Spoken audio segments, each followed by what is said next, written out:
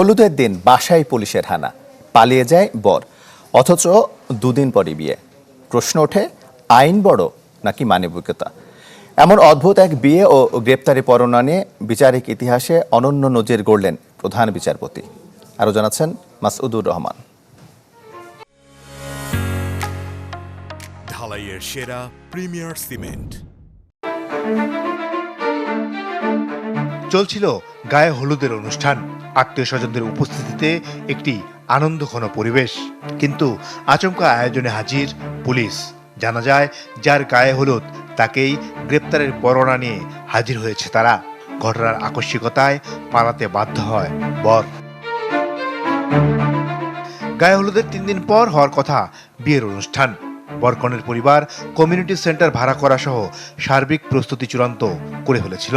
কিন্তু বরের বিরুদ্ধে তো গ্রেপ্তারি পরোয়ানা। এ অবস্থায় গেল বুধবার হাইকোর্টে আগাম জামিন চাওয়া হয়, কিন্তু আদেশের দিন পিছিয়ে রাখা হয় বৃহস্পতিবার। এদিন সাধারণত হাইকোর্টে এ ধরনের শুনানি হয় না, তাই বরের আইনজীবী নেন অপ্রচলিত কৌশল।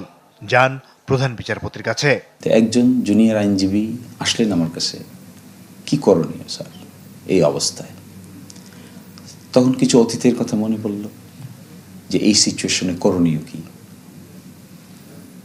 তখন আমরা অতীতে বিভিন্ন সময় এগুলো করেছি যে মাননীয় প্রধান বিচারপতির কাছে এই বিষয়টা তুলে ধরা যায়, আর মাননীয় প্রধান বিচারপতি চাইলে ইনস্ট্যান্টলি একটি মোকদ্দমা শোনানোর ব্যবস্থাও করতে পারেন।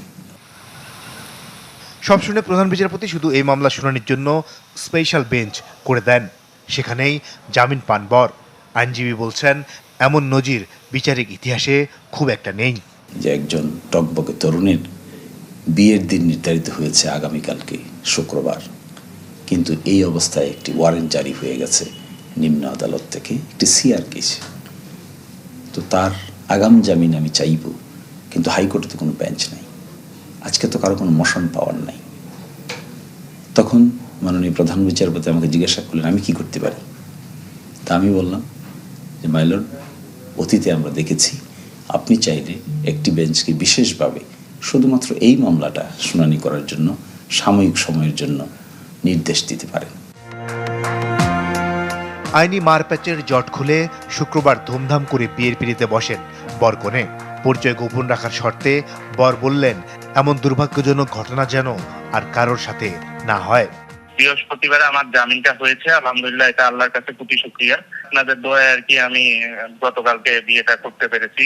না হলে আসলে তো মানে সম্ভবত না, এটা তো আসলে মেয়ে পক্ষের প্রোগ্রাম, মেয়ে পক্ষ না হলে তো আসলে একটা ইয়াতে পড়ে যেত। গেল 18 আগস্ট প্রতারণার মামলায় ঢাকার সিএমএম আদালত জারি করেন বরের বিরুদ্ধে এই গ্রেপ্তারি পরোয়ানা। মাসুদুর রহমান, চ্যানেল 24, ঢাকা।